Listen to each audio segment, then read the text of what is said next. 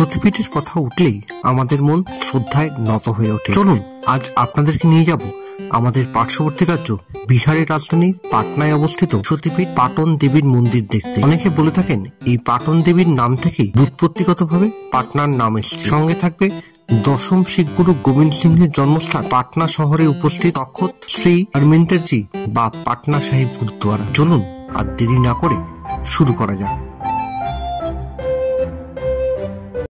সকালবেলা ঘুরেছি হচ্ছে গান্ধী ময়দান, গোলঘাট আর হচ্ছে মহাবীর মন্দির। তারপর দুপুরে লাঞ্চের বিরতি। আর পাটনায় প্রচণ্ড গরমও পড়েছে, যে কারণে সারাদিন আর ঘোরা সম্ভব হয়নি। আবার বিকেলবেলা বেরোলাম। এইবারে শুরু করব ছোটি পাটন দেবী। মানে ছোটি পাটন দেবীর মন্দির হচ্ছে পাটনার একটা অন্যতম সতীপীঠ। মানে আমাদের যে 51 সতীপীঠ তার মধ্যে কিন্তু একটা হচ্ছে ছোটি পাটন দেবীর মন্দির। ছোটি পাটন দেবীর মন্দির আমি এসেছি অনেকবার পাটনায় ঠিকই, কিন্তু কোনোবারই পাটনায় ছোটি পাটন দেবীর মন্দিরে যাওয়া হয়নি। এবারে ছোটি পাটন দেবীর মন্দিরে যাব। অর্পিতাদের বাড়ি থেকে ছোটি পাটন দেবীর মন্দিরের দূরত্ব হচ্ছে 12 কিলোমিটারের মতো এবং ওলায় ভাড়া পড়েছিল 350 টাকা আর সময় লেগেছিল 45 মিনিট মতো।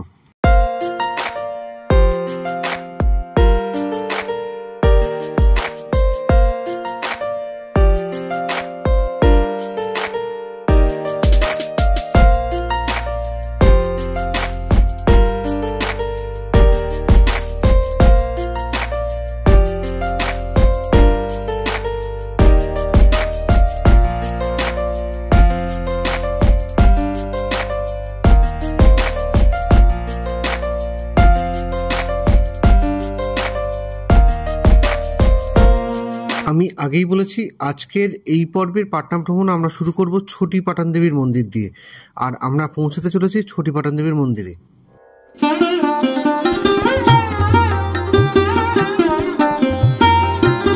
অনেক দিন পরে রাজহাঁস দেখলাম, দেখে কিন্তু খুবই ভালো লাগলো।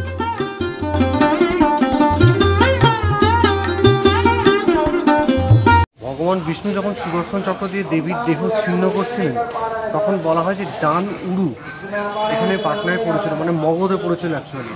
এবার এখানে একটা দুটো মতান্তর আছে। কেউ বলেন যে এই চক এলাকায় পড়েছিল, যে কারণে যেখানে আমরা এসেছি ছোটো পাটন দেবীর মন্দির। আরেকটা মন্দির আছে এখানে বড় পাটন দেবীর মন্দির। তো অ্যাকচুয়াল কোথায় পড়েছিল এটা নিয়ে একটা ডাউট আছে। যাই হোক, দুটো জায়গায় আমরা ঘুরে দেখবো। তো ছোটো পাটন দেবীর মন্দির দিয়ে শুরু করি। ছোটি পাটন দেবীর মন্দির পাটনার চক এলাকায় অবস্থিত এবং একসময় এনাকে পাটনার প্রধান দেবী বলা হতো। বছরের পর বছর ধরে প্রধান দেবী হিসেবে গণ্য হওয়ার পর বড়ি পাটন দেবীর মন্দির স্থাপনের পর জনপ্রিয়তায় ছোটি পাটন দেবী দ্বিতীয় স্থানে নেমে এসেছে।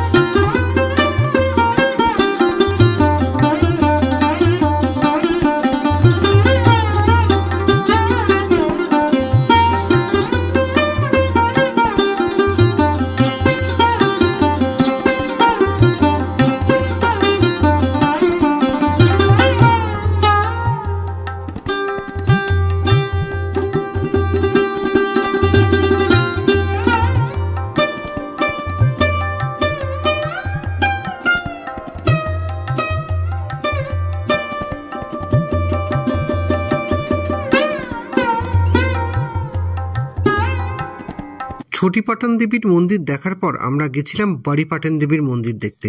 এক্ষেত্রে ওলাতে আমাদের ভাড়া পড়েছিল 4 জনের 120 টাকা, মানে মাথা পিছু 30 টাকা করে, আর সময় লেগেছিল 15 মিনিট মতো।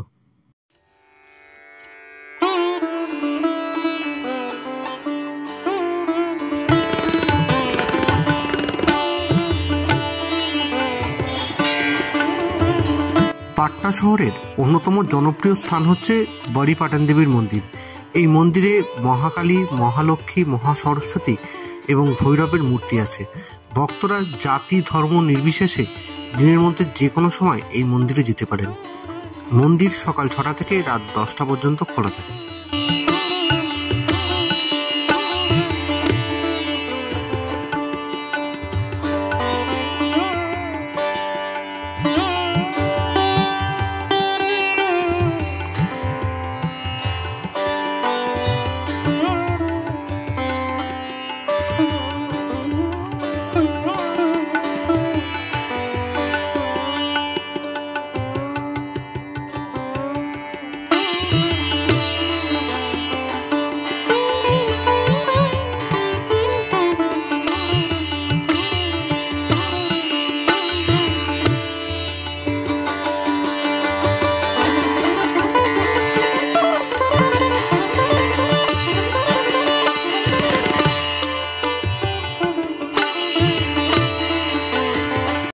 বাড়িপাটেন দেবীর মন্দির দেখে নিয়ে আমরা পৌঁছালাম আমাদের আজকের অন্যতম দর্শনীয় স্থান তথা অন্তিম স্থান পাটনা সাহিব গুরুদ্বারা দেখতে। বাড়িপাটেন দেবীর মন্দির থেকে টোটোয় আমাদের ভাড়া পড়েছিল মোট 60 টাকা, মানে মাথা পিছু 15 টাকা করে, এবং এক্ষেত্রেও সময় লেগেছিল ওই আধ ঘন্টার একটু বেশি। এই ডান দিকে হচ্ছে পাটনা গুরুদ্বারা সাহিবের সামনে, এই দিকটা হচ্ছে পাটনা গুরুদ্বারা সাহিবের পার্কিং, আর এই সামনেটা হচ্ছে টয়লেট, আর এদিকে হচ্ছে জুতো রাখার জায়গা। এটা হচ্ছে গুরু গোবিন্দ সিং এর জন্মস্থান বলা হয়। শিখদের কাছে একটা খুব জনপ্রিয় জায়গা। এই স্থানটি শিখ ধর্মাবলম্বীদের কাছে একটি অন্যতম পবিত্রতম তখত এর মধ্যে অন্যতম। স্থানটি হারমিন্দার তখত নামে পরিচিত হলেও শিখরা এই স্থানটিকে পাটনা সাহিব বলেন বা গুরু গোবিন্দ সাহিব বলে থাকেন। আসলে গুরু গোবিন্দ সিংহের জন্মস্থান হিসাবে পাটনা শহর খ্যাত হওয়ার জন্য এই জায়গাটা কিন্তু জনপ্রিয়তার একটা অন্যতম কারণ। জায়গাটার পরিবেশটাই এমন যে এখানে ঢুকলে আপনার মন একদম শান্ত হয়ে যাবে।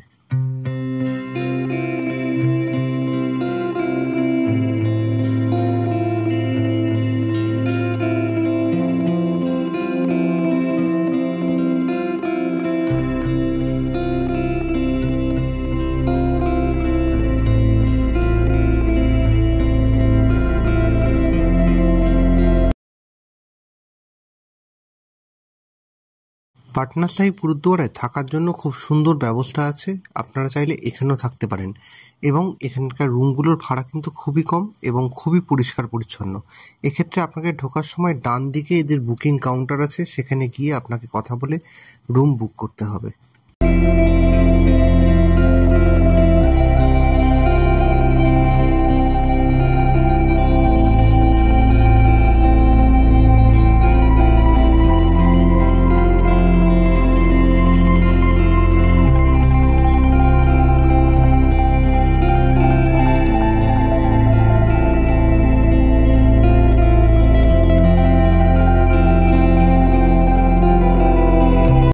জাস্ট অ্যাম্বিয়েন্সটা ফিল করার চেষ্টা করুন। আমি এটা খুব ভালো করেই জানি যে ভার্চুয়ালি আর ফিজিক্যালি দুটোর মধ্যে অনেক পার্থক্য, তাও নাই মামা চাইতে কানা মামা তো ভালো।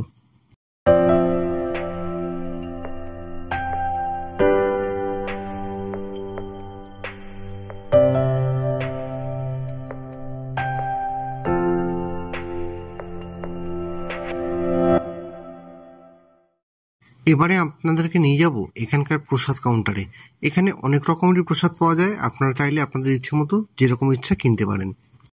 প্রসাদের রেটগুলো আমি দিয়ে দেওয়ার চেষ্টা করলাম, আপনারা একটু দেখে নিন। গুরুদ্বারায় যাব অথচ লঙ্গরে প্রসাদ খাবো না, এটা কীরকম একটা শুনতে লাগছে না? আর পাটনা সাহিবের মতো জায়গায় এটা কি কখনো ছাড়া যায়? তাই আমরাও সেই সুযোগ ছাড়িনি। একদিনের ছুটিটা পাটনা শহরটা এখানেই শেষ করছি।